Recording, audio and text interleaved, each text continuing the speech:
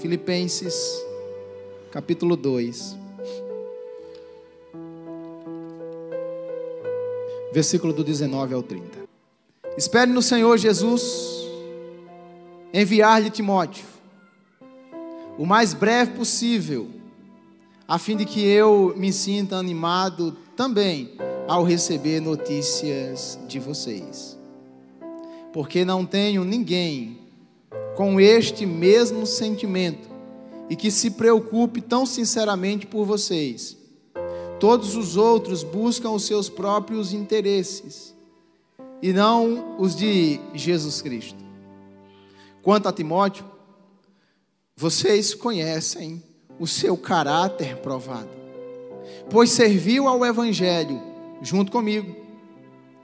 Como um filho trabalha ao lado do pai. Portanto, este é quem espero enviar, tão logo eu saiba como vai ficar a minha situação. Mas confio no Senhor que também eu mesmo, em breve, irei até aí.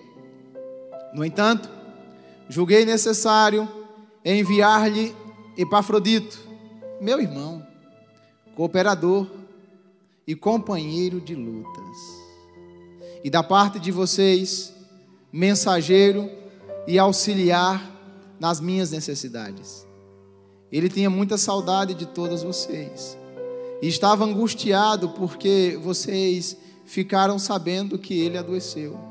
De fato, adoeceu e estava à beira da morte, mas Deus se compadeceu dele, e não somente dele, mas também de mim, para que eu não tivesse tristeza sobre tristeza.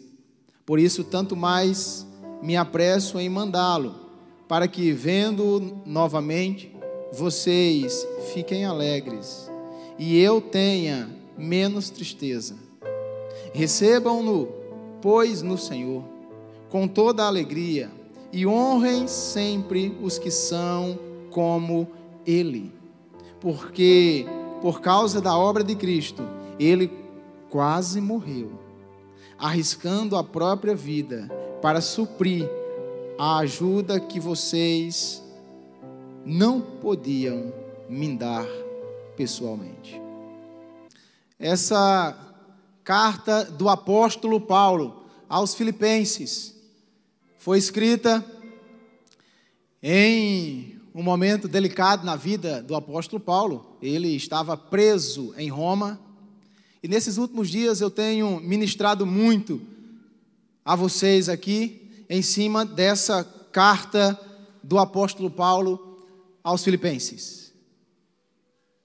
E nós temos nos impressionado com a postura desse homem, mesmo preso, escrevendo. Ele diz várias vezes para os filipenses: se alegrem, se alegrem, se alegrem no Senhor. O Senhor é a nossa alegria. Vamos alegrar. Vamos continuar entusiasmados, animados, servindo o Senhor. Se alegrem. Não tem por que ficar triste, não tem por que ficar cabisbaixo, desanimado. Vamos nos alegrar no Senhor. Nos impressiona um cara preso, e preso injustamente, preso por pregar a mensagem de Jesus. Ele está lá, satisfeito, feliz da vida, e mandando com que os outros se alegrassem. O homem tem uma postura dessa porque compreende a soberania de Deus, compreende o cuidado de Deus, compreende que nada nessa vida nos acontece por acaso. E de fato, ele no começo da carta aos Filipenses, no capítulo 1, ele vai dizer: essa prisão aqui em Roma não foi por acaso. Eu estou aqui preso, mas aqui nesse lugar, Deus queria que eu viesse para proclamar a mensagem dele para os soldados romanos. E a guarda romana está toda ela ouvindo a mensagem do Senhor Jesus Cristo. Todo soldado que chega aqui, Eu digo, o rei, o Senhor dos senhores, não é César, o imperador de Roma na época. Não é César. O rei, o Senhor dos senhores, é Jesus Cristo de Nazaré. E os soldados ouviam quem era o verdadeiro rei, quem era o Senhor dos senhores, quem era o Salvador. Paulo diz, Deus me trouxe para cá, para a prisão, para que eu pudesse pregar o evangelho para esses homens. Então a guarda romana está ouvindo a respeito do evangelho. Ainda no capítulo 1, ele vai dizer, e por causa da minha prisão, alguns dos irmãos que estão aí fora, ao saber, eles ficaram mais entusiasmados ainda para pregar o evangelho, porque certamente aqueles irmãos pensaram, esse Cristo que Paulo sempre pregou para nós, ele só pode ser verdadeiro, esse Cristo só pode ser Deus, porque Paulo, por causa dele,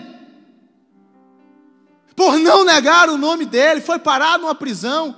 Paulo realmente está pregando um Deus verdadeiro, e agora que nós estamos entusiasmados para pregar o Senhor Jesus Cristo. E diz a Bíblia que os irmãos lá fora passaram a pregar mais ousadamente o evangelho por causa da prisão de Paulo. As coisas não nos acontecem por acaso. Algumas lutas, alguns desafios que enfrentamos na vida não acontecem por acaso. Deus está querendo nos ensinar algumas coisas. E sempre diante de algumas situações que parecem negativas demais, tem sempre um ponto positivo. Eu aprendi a olhar muito para a vida nessa ótica. Eu aprendi a olhar para a vida muito nessa perspectiva de uma positividade. E em tudo, tem sempre o lado positivo, irmãos.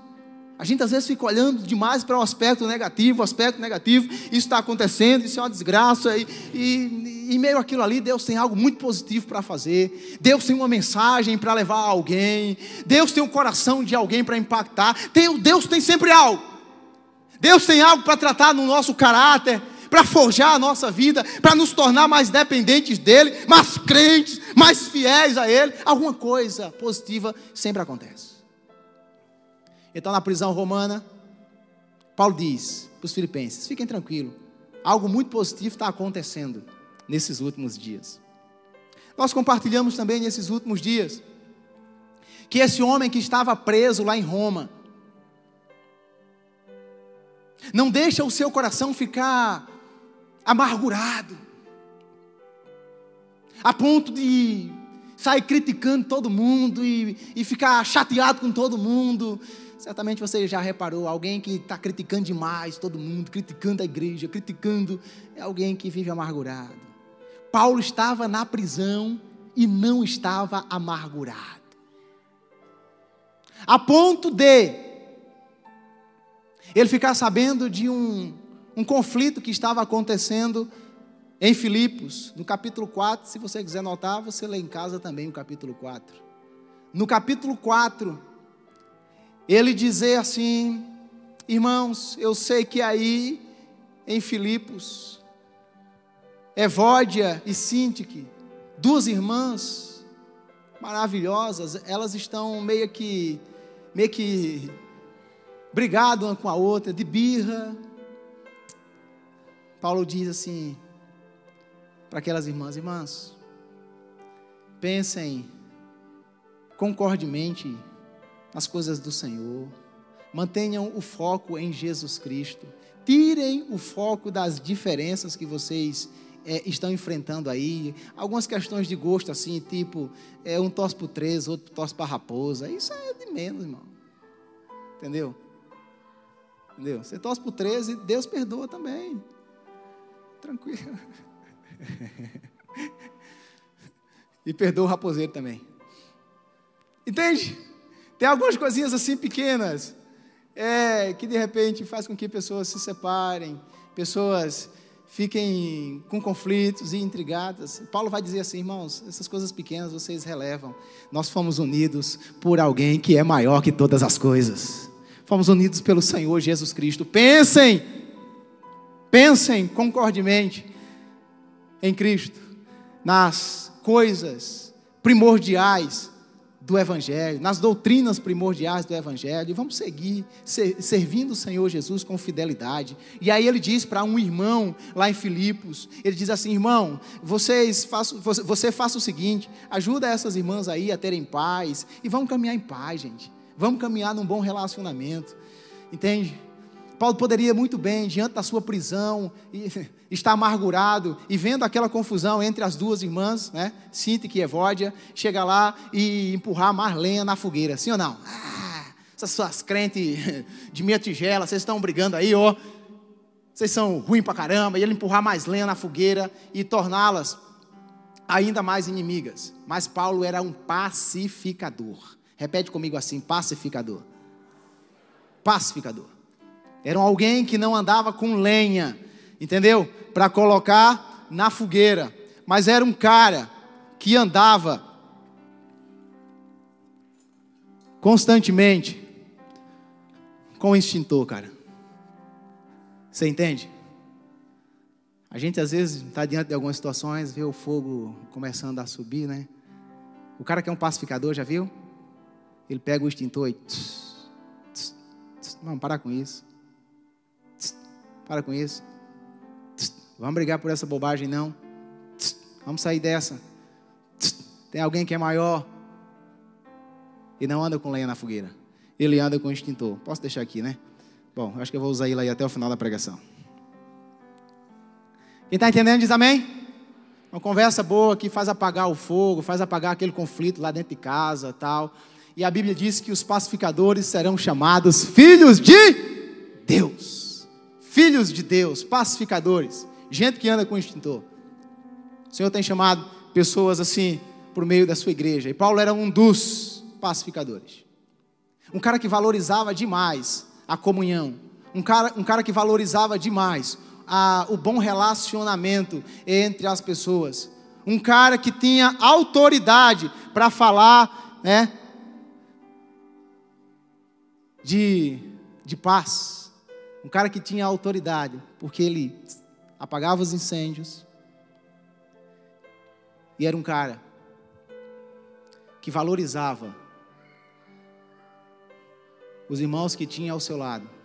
Valorizava o pessoal que trabalhava com ele. Valorizava a igreja de Filipos, que o ajudara tanto na obra missionária. Era um cara que valorizava os relacionamentos. Era um cara que certamente tinha no seu coração firmemente a mensagem: juntos somos mais fortes. Juntos somos mais fortes. Você pode repetir comigo?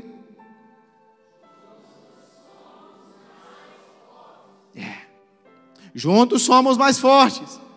Juntos a gente consegue fazer mais em prol do reino de Deus. Juntos. Nada de divisão.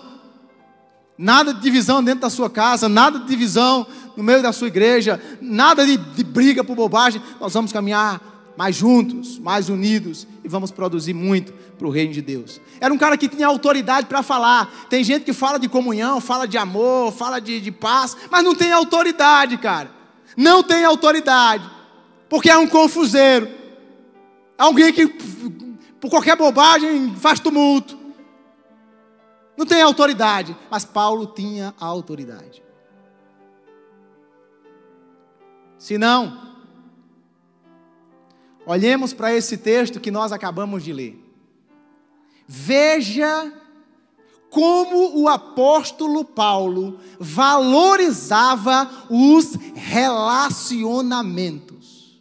Veja como ele valorizava a comunhão. A mensagem do Senhor para nós nessa noite é: juntos somos mais fortes. E eu quero perceber com vocês nesse texto que nós acabamos de ler, e que vocês estão com a Bíblia aí aberta para acompanhar.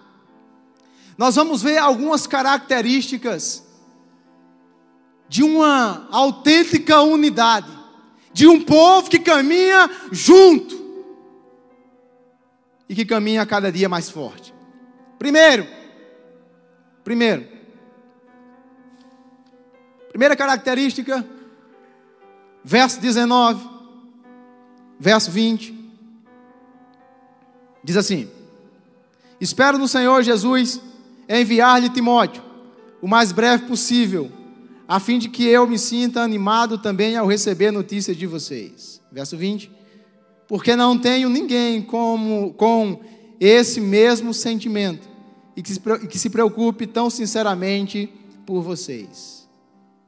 No verso 26, Paulo vai dizer assim, 25 e 26. No entanto, julguei necessário enviar-lhe Epafrodito, meu irmão, cooperador e companheiro de lutas, e da parte de vocês, mensageiro e auxiliar nas minhas necessidades. Olha aqui para mim. Primeira característica de um povo que valoriza caminhar bem juntos. É um povo que cuida efetivamente um do outro. Paulo está dizendo aqui para os filipenses: eu estou mandando Timóteo para estar aí com vocês, porque eu quero saber a notícia de vocês. Em outras palavras, Paulo está dizendo assim: eu me preocupo com vocês, eu tenho zelo pela vida de vocês, eu quero notícia de vocês. Me inquieta não ter notícia de vocês. Ele diz: eu, Paulo, me importo com vocês. Aí ele vai dizer também: e eu estou mandando Timóteo, que é um menino que também se importa com vocês, filipenses. Timóteo é um rapaz que tem uma preocupação constante com a vida de vocês.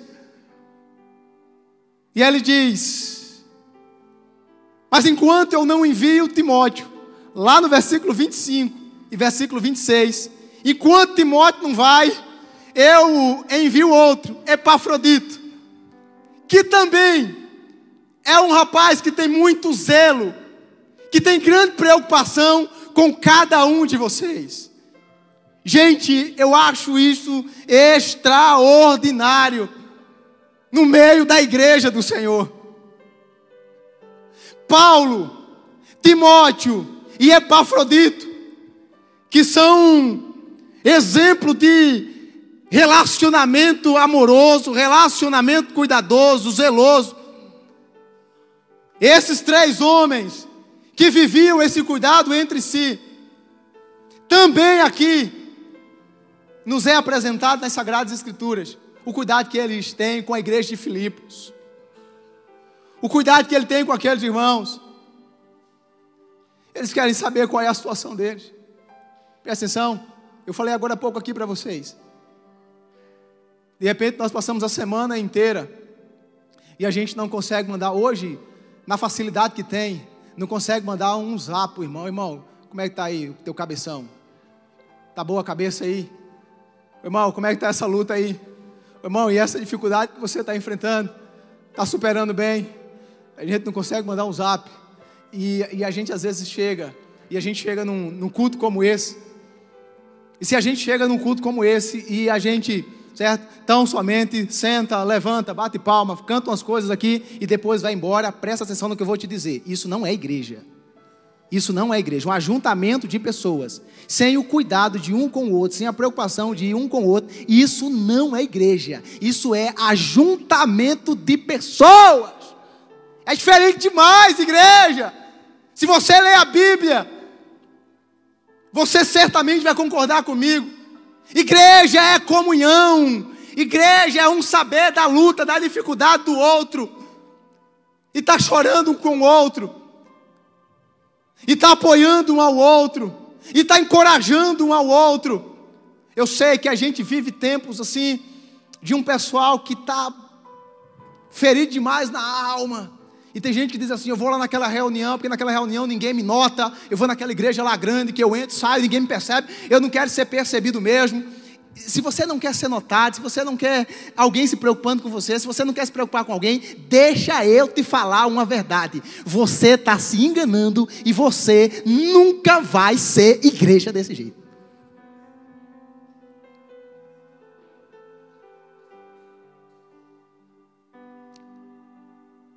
Por isso que Eu nunca vou me conformar aqui, viu? Muita gente chegando, e a gente tem umas reuniõezinhas aqui, a gente começar a terminar e ir embora. Eu não vou me conformar com isso. Eu vou, durante a semana, realizar alguns grupos familiares, para a gente poder estar junto. Eu vou estar no meio dos meninos, adolescentes, crianças, ali na escolinha, no Soldado de Cristo, saber o que está passando na cabeça desse menino, porque eu tenho um monte de menino querendo se matar, um monte de menino querendo tirar a própria vida, e está aí dentro das igrejas, irmãos. E a gente não percebe. E de repente, quando a gente olha assim, o menino tirou a vida. Ai, meu Deus! O menino se matou. O menino já estava se matando fazia tempo. Ah, meu Deus! Aquela família se destruiu. Aquela família já vinha se destruindo fazia tempo.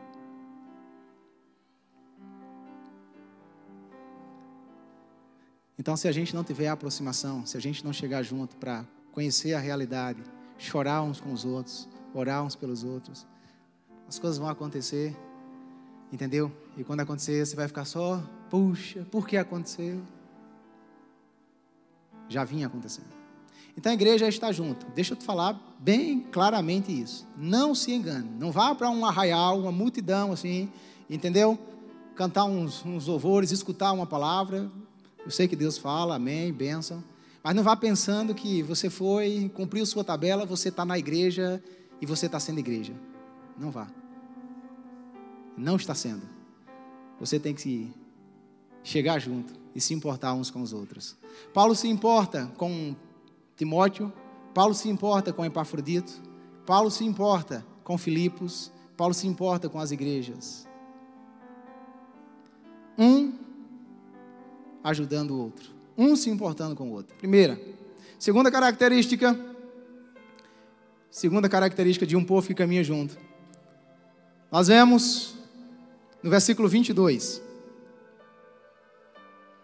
diz assim: quanto a Timóteo, vocês conhecem o seu caráter provado, pois serviu ao Evangelho junto comigo, como um filho trabalha ao lado do seu pai. Uma igreja que está junta, é uma igreja que está se ajudando dia após dia, para ter o seu caráter provado e aprovado pelo Senhor. Uns crentes que estão se ajudando nessa mudança de caráter. Uns crentes que se importam com essa mudança de caráter. Uns crentes que se importam em dia após dia ser melhor e ajudar o irmão a ser melhor. Eu não quero fazer o meu irmão pior que eu quero ajudar ele a ser melhor. Nós estamos juntos para um auxiliar o outro no forjar do caráter. E eu acho interessante que Paulo diz assim, vocês conhecem Timóteo, ele é um menino de caráter provado, ele é um menino, e a ideia aqui é de um menino de um caráter aprovado, maduro, um menino experimentado, e um menino que dava bom testemunho, e um menino exemplar, referencial. Paulo diz, eu estou mandando Timóteo aí, e vocês sabem que Timóteo é um menino bom, e vocês sabem que Timóteo, cara de bom caráter. E diz a Bíblia que Timóteo, já de muito tempo atrás, desde que quando Paulo o encontrara lá na terra dele, em Listra e Icônia, Atos capítulo 16, diz a Bíblia que os moradores de Listra e Icônia constantemente falavam, Timóteo é um rapaz de bom caráter, Timóteo é um rapaz de bom testemunho, Timóteo é um menino aprovado. Se a gente se ajuda para termos nosso caráter cada vez mais transformado pelo Senhor, mais semelhante ao Senhor Jesus Cristo, se a gente se ajuda, a gente vai ter melhores relacionamentos. Melhores relacionamentos, pessoas mais tratadas, pessoas mais saradas pelo Senhor, são pessoas que convivem melhor com os outros. Quando você vê alguém que não tem amigo nenhum, para ele ninguém presta, a igreja não presta, todo mundo é falso, pode ter certeza, esse é alguém com caráter fraquinho, Esse é um alguém que não se deixa ser tratado. Esse é um alguém que, por estar mal, por feder, ele pensa que todo mundo fede. Lembro-me da história de um senhor que um dia estava perto do netinho. O netinho, naquelas brincadeiras assim, né, de mau gosto, pegou um pouquinho de cocô. Vovô estava dormindo. O menino pegou um pouquinho de cocô e passou no bigode de vovô. Vovô acordou. Ei, catinga medonha! E aí vovô chamou a filha e disse: ó, menina, tem alguma coisa aqui na sua casa fedendo. Mau cheiro medonho? E a menina disse: não, pai, está tudo limpo aqui. Não, tem alguma coisa aqui fedendo, sua casa está fedendo. Se você tome conta da sua casa melhor. E deu aquele esculacho na filha. Foi embora. E deu uma parada lá numa barraca. E chegou na barraca e falou para o dono da barraca: está fedendo aqui essa barraca, hein? E o rapaz falou: não, eu limpei a barraca agora aqui. Não, está fedendo. Nunca mais vem nessa barraca. Barraca fedorenta d'água. Daqui a pouco ele foi para casa, encontrou a véia dele e falou: ô véia, eu vim lá da casa da nossa menina, tá fedendo. Passei lá na barraca. Eita, barraca fedorenta. Véia, aqui em casa também tá fedendo, véia. A véia olhou para ele. Disse: ô velho, na verdade o que está fedendo é teu bigode, velho. Vai limpar o bigode. O velho limpou o bigode. Moral da história: quem fede, onde chega, entendeu? Tudo está fedendo. O lugar não presta, a igreja não presta, aqui em casa está ruim. Mas é o fedor em nós que precisa ser tirado. É algo em nós que precisa ser limpo. O nosso caráter precisa ser mais forjado. Nosso caráter precisa ser mais tratado pelo Senhor. A gente às vezes reclama que não tem amigos, mas a gente é daquele tipo, presta atenção, daquele tipo que fala mal de tudo e de todos. E eu não sei você, irmão, mas eu tenho muita dificuldade de lidar com gente que fala mal de tudo e de todos. Quando o cara diz: pastor André, eu quero ser teu amigo, eu passo alguns dias perto dele. Quando ele começa a falar mal de fulano, que não sei o que lá, fulano de tal não presta, tá vendo a filha de menino, a filha de Beltrano, a filha de Cicrano, eu começo a me tirar de fininho. Porque eu aprendi uma coisa ao longo dessa minha vida: o cara que fala mal demais dos outros é um mau caráter, que daqui a pouco ele vai falar mal de mim também. É só questão de tempo. Certamente você já teve uma experiência assim desse tipo. Então deixa eu falar uma coisa para tu: seja mais inteligente, haja mais à luz da Bíblia.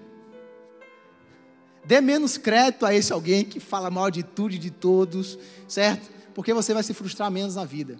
Certamente, você não vai ter problema com esse alguém, porque você se afastou dele. E se você não se afasta, daqui a pouco ele vai falar mal de você também. Então é questão de inteligência na vida. E você ter cuidado na sua vida, presta atenção. Para você ser uma pessoa de bom caráter, uma pessoa confiável, uma pessoa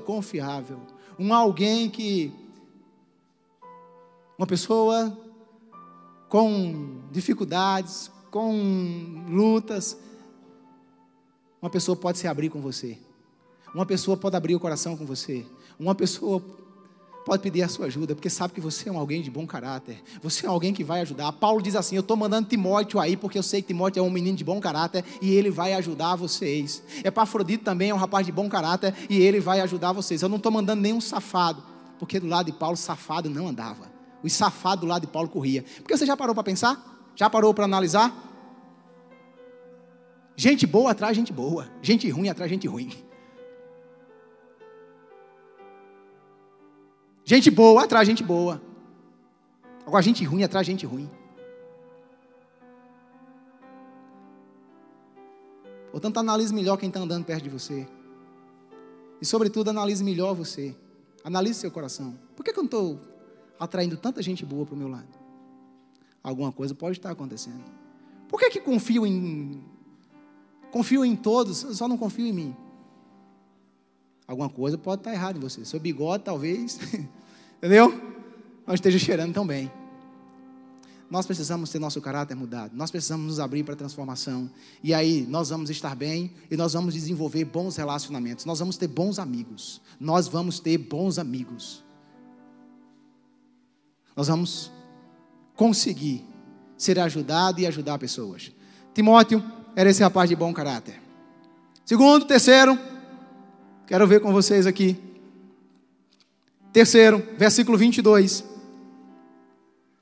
Final do 22.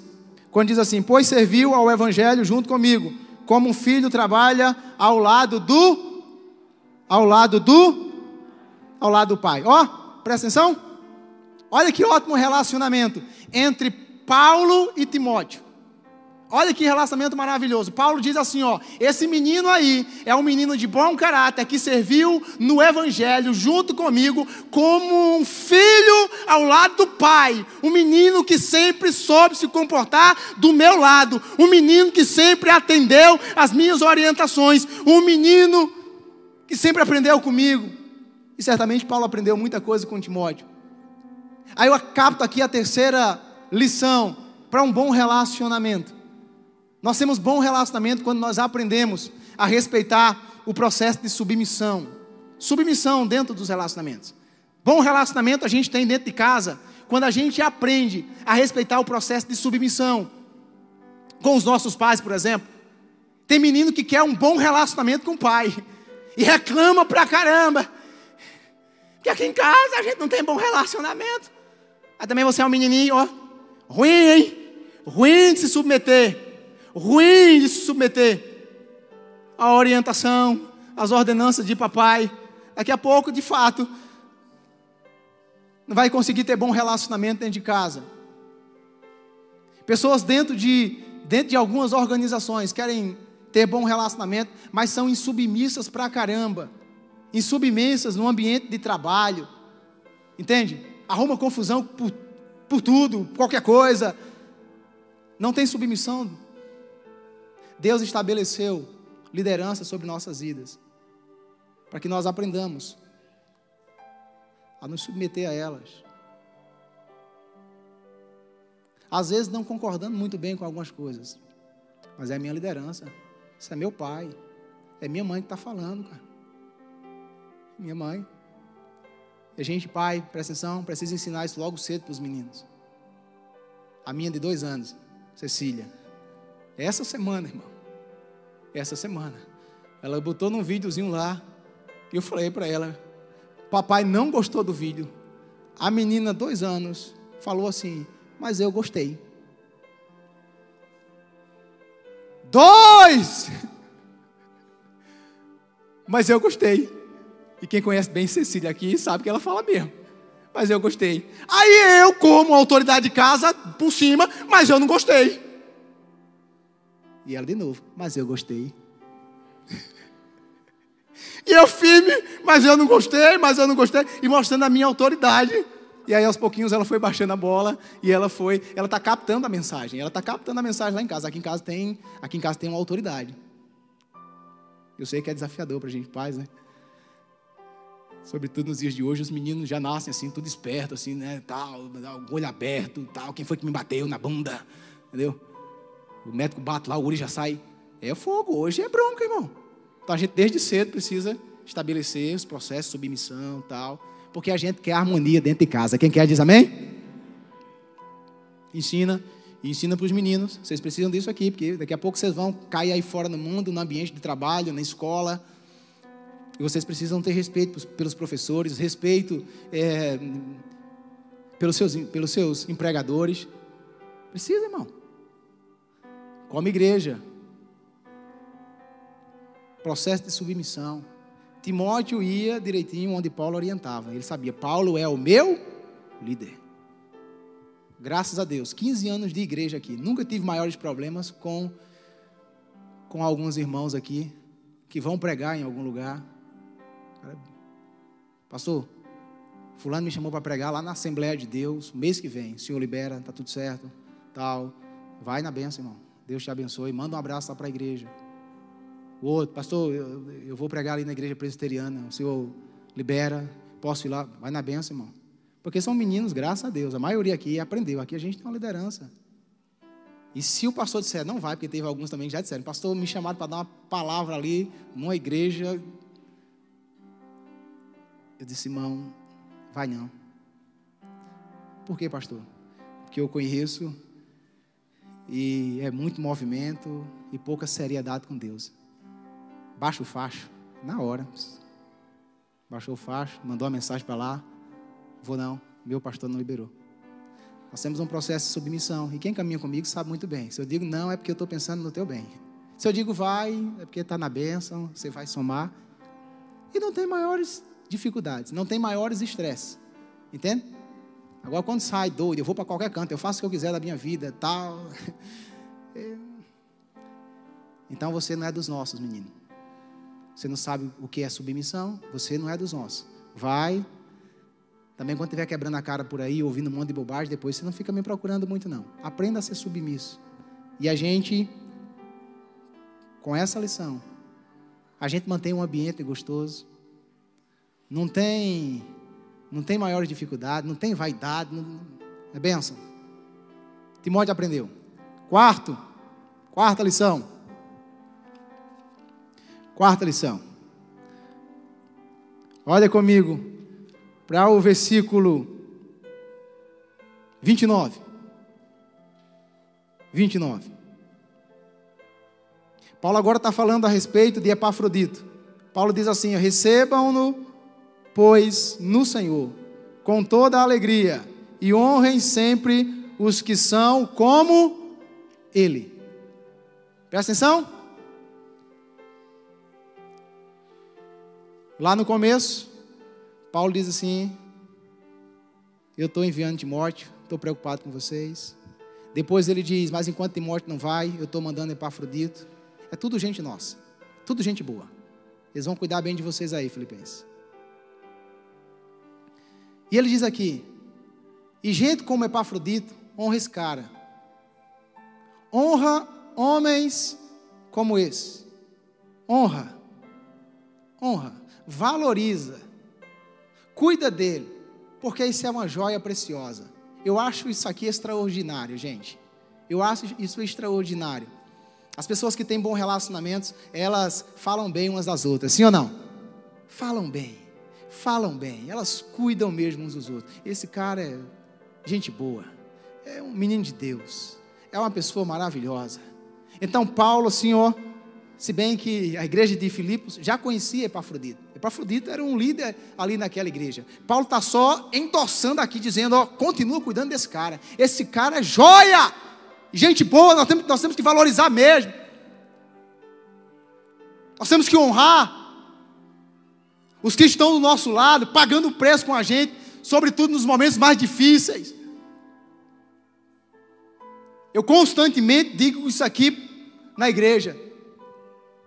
Eu aprendi a honrar e valorizar bem esses que eu conheço bem, que estão perto de mim. Eu tenho aprendido a honrar demais e cuidar demais da minha mulher, que é quem está perto de mim. Na hora do pega para capar, é quem não foge. Diz, estou com você, meu amor. Para ela, quem é o cara mais bonito? Eu.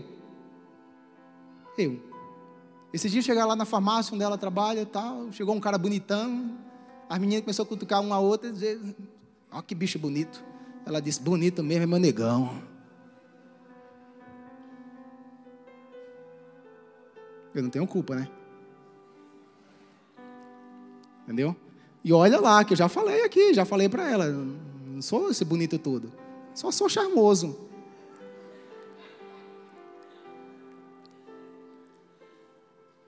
Entendeu? Só tenho charme. Isso basta para ela me valorizar. Bonito, maravilhoso é o meu. Charmoso é o meu. Homem é o meu. A gente às vezes tem a mania de falar o outro, que o outro. Como é o nome daquele bicho lá? Reinaldo Gianecchini? Gianecchini é uma cebola. Bonito é o meu. maravilhoso é o meu. Aquela igreja maravilhosa é a minha. Eu amo estar nessa igreja.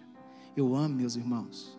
Eu estou de perto, entendeu? Deles. Eles enfrentam as lutas comigo. Eles, quando minha avó morreu, eles que estavam aqui, ó, chorando comigo, passando a mão na minha cabeça, me ajudando. E quando a mãe dele morreu, quem estava lá era eu. Entendeu? Eu gosto muito do Jeremias Pereira, o pastor Jeremias Pereira, quando ele diz assim: irmãos, vocês escutem os pregadores aí na internet. Tem uns pregadores maravilhosos, não tem? Hernando Dias Lopes é um monstro. O homem prega assim. O próprio Jeremias Pereira, o Augusto Nicodemos, uns pregadores maravilhosos. Mas o Jeremias Pereira diz o seguinte: valorize o seu líder. Porque quando tu morrer, infeliz, quem vai pregar no teu funeral não é Hernando Dias Lopes, quem vai pregar é teu pastor.